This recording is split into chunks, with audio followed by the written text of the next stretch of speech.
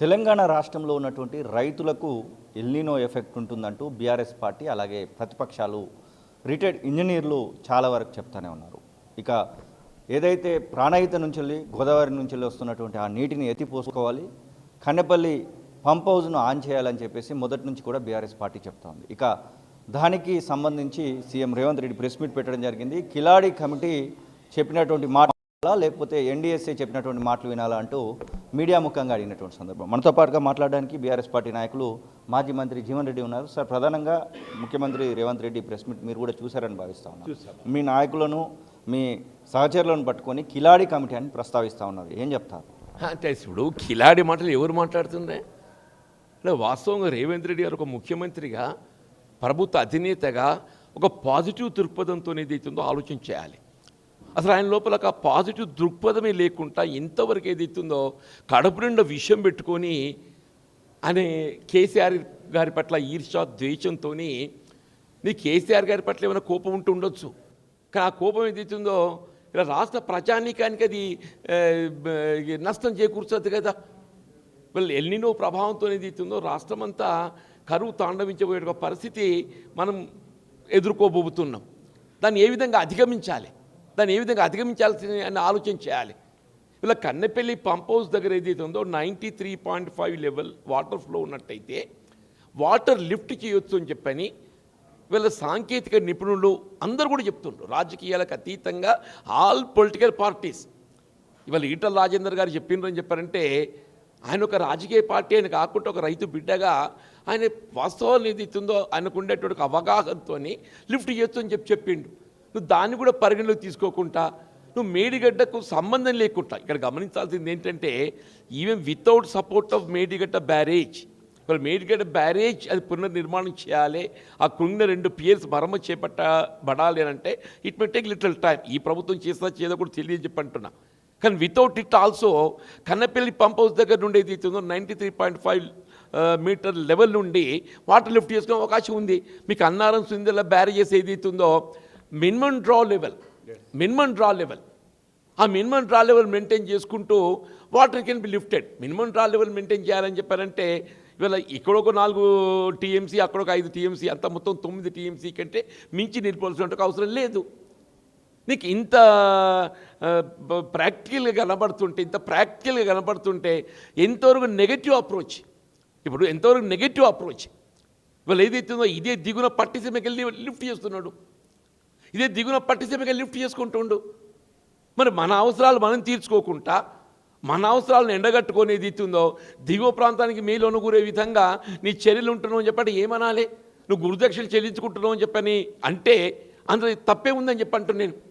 ఇలా హరీశ్రావు గారు ఏదైతున్నదో ఇలా రేవంత్ రెడ్డి ఆయన గురుదక్షిణ చెల్లింపు చేసుకోవడంలో భాగంగా ఏదైతున్నదో పట్టిసీమకు నీరు తరలింపు చేయడానికి ఇవాళ కన్నెపల్లి పంప్ హౌస్ లిఫ్ట్ చేస్తున్నాడు అని చెప్పండి. వాస్తవం కనబడుతుందని చెప్పంటున్నాను నేను. ఎవడైనా ముందు మన కడుపు నింపుకోవాలని ప్రయత్నం చేయాలి.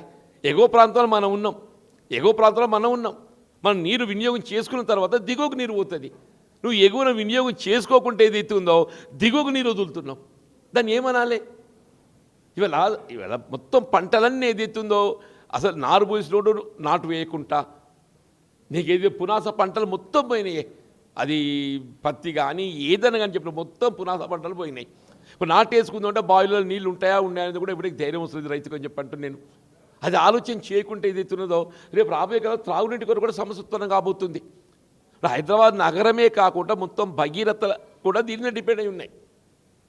ఎన్డీఎస్ఏనే మేము ప్రామాణికంగా తీసుకుంటాం. ఎన్డీఎస్ఏ చెప్పింది. ఎన్డీఎస్ఏ ఎట్టి పరిస్థితుల్లో కూడా అక్కడ గేట్లను మూసివేయకూడదు, దాంతోపాటుగా మోటార్లను ఆన్ చేయొద్దని చెప్పేసి ఎన్డీఎస్ఏ రిపోర్ట్ ఉంది 386 పేజీలు అని చెప్పేసి ఆ పేజీల రిపోర్ట్ను కూడా చూపిస్తూ ఉన్నారు కదా. మీరేమో ఆన్ చేయమంటున్నారు, ఎన్డీఎస్ఏనేమో వద్దంటున్నారు మాట చెప్తాం. ఇప్పుడు ఎన్డీఎస్ఏ చెప్పిందే పరిగణలోకి తీసుకోవాలి అంటూ నేను. ఎన్డీఎస్ఏ ఏం చెప్పింది? మేడిగడ్డ మరమ్మతు చేసేంత వరకు అక్కడ నీరు నిలపకూడదు అని చెప్పన్నది. మేము కూడా మేడిగడ్డ మరమ్మతు చేపట్టేంత వరకు నీరు నిలిపని చెప్పడం లేదు. నువ్వు మేడిగడ్డ పక్కన పెట్టవా అంటున్నాం మేము.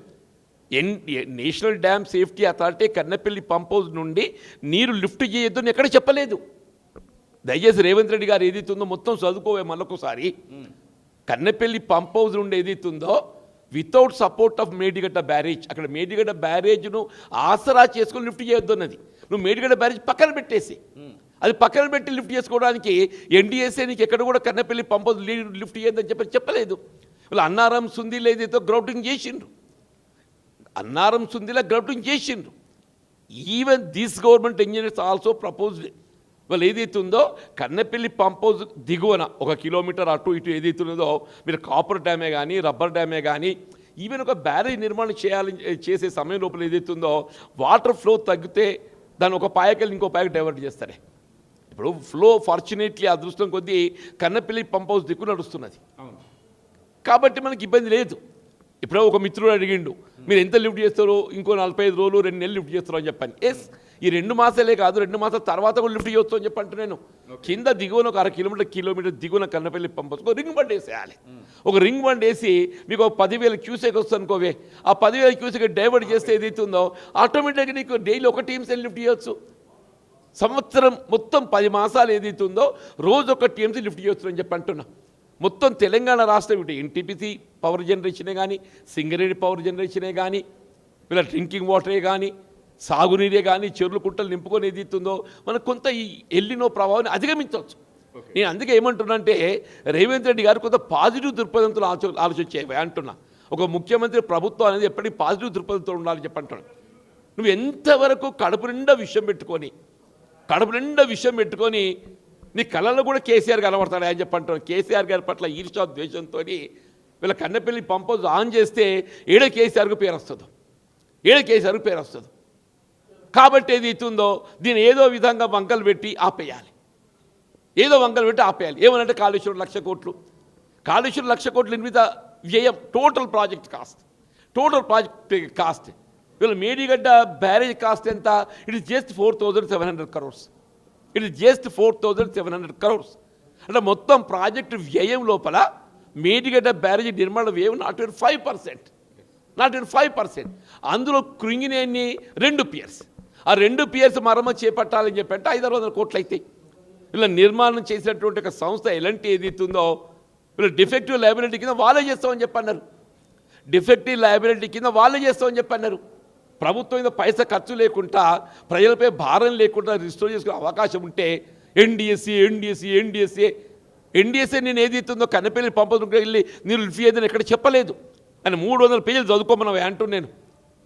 మేడిగడ్డ బ్యారేజ్ను ఆసరా చేసుకొని ఆడ నీరు నిల్వ చేసి లిఫ్ట్ చేయొద్దు అన్నది. నేనేమంటున్నా మేడిగడ్డ బ్యారేజ్ పక్కన పెట్టాయి. Let us not touch the Medigadda barrage. Even without taking support of Medigadda barrage direct ఫ్లోతోని ప్రాణహిత ఫ్లోతోని ఏదైతే ఉందో వీళ్ళు 93.5 మీటర్ లెవెల్ మనం అబ్జర్వ్ చేసినట్టయితే నువ్వు వాటర్ కెన్ బి లిఫ్టెడ్. మీరు ఉమ్మడి కరీంనగర్ జిల్లాకు సంబంధించినటువంటి నేత, దాదాపు 4 దశాబ్దాలుగా అక్కడే మీకు రాజకీయ అనుభవం కూడా ఉంది. శ్రీపాద ఎల్లంపల్లి నిండడానికి అవకాశం కనబడతా ఉంది. ఇప్పుడున్నటువంటి ఎల్నిలో పరిస్థితులలో శ్రీపాద ఎల్లంపల్లి అసలు నిండుతుందా అంటే నిండాలని చెప్పిన ఆశిస్తాం ఎవరైనా కానీ. ఎస్ఆర్ఎస్పీ కన్నా ముందు ఎప్పుడైనా కానీ కడెం నిండి ఏదైతుందో కడెం ఓవర్ఫ్లో అవుతున్నా మాకు ఎల్లంపల్లి నిండుతుండేనే. ఈసారి అన్ఫార్చునేట్లీ దురదృష్టం కొద్ది ఏదైతుందో మేము ఎస్ఆర్ఎస్పీ నిండేదానికి ఇంకా ఆస్కారం కనబడటం లేదు. ఇటు కడెం కూడా ఇన్ఫ్లో లేదు. కాబట్టి ఏదైతుందో ఇవాళ ఈ ఆందోళన గతంలో ఎప్పుడైనా జూన్కి వచ్చిందంటే కడెం ఓవర్ఫ్లో అయ్యేటువంటి అవకాశం వస్తుంది మనకు. ఇప్పుడు జూలై మధ్యకి వచ్చినాం ఏం చెప్పంటే ఇంతవరకు కడెంకి ఇన్ఫ్లో లేదు.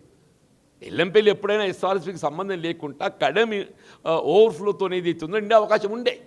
సరే అది కూడా కనపడటం లేదని చెప్పి అంటున్నాం. కాబట్టే let us lift the water from కన్నపల్లిగా లిఫ్ట్ చేసుకుంటే ఏదైతే మీకు అక్కడికి వెళ్ళి ఓవర్ఫ్లో అయ్యి వాటర్ వచ్చినా కానీ this can be lifted to upper reach.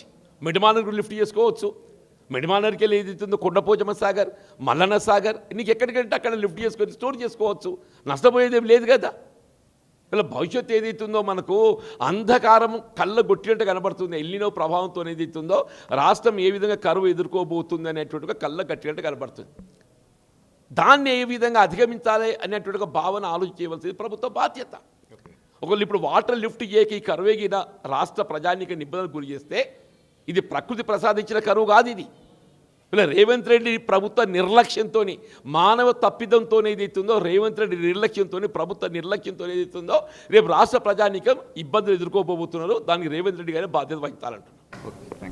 ఇది మాజీ మంత్రి జీవన్ రెడ్డి చెప్తున్న మాటలు. మొత్తం మీద రేవంత్ రెడ్డి ఇప్పటికైనా కళ్ళు తెరుచుకొని ఖచ్చితంగా వస్తున్నటువంటి ఆ నీటి ప్రవాహాన్ని లోడ్ చేసుకొని ఖచ్చితంగా వాటిని పంపిణీ చేసుకోవాల్సినటువంటి ఆవశ్యకతను అయితే వారు గుర్తు చేస్తూ ఉన్నారు. మరి దానికి సంబంధించి ప్రభుత్వం ఆలోచన చేయాలని చెప్పేసి కూడా వారి యొక్క సూచనలు అయితే కనబడుతూ ఉన్నాయి. కెమెరా పర్సన్ ఆజార్తో శ్రీనివాస్, తొలివెలుగు, హైదరాబాద్.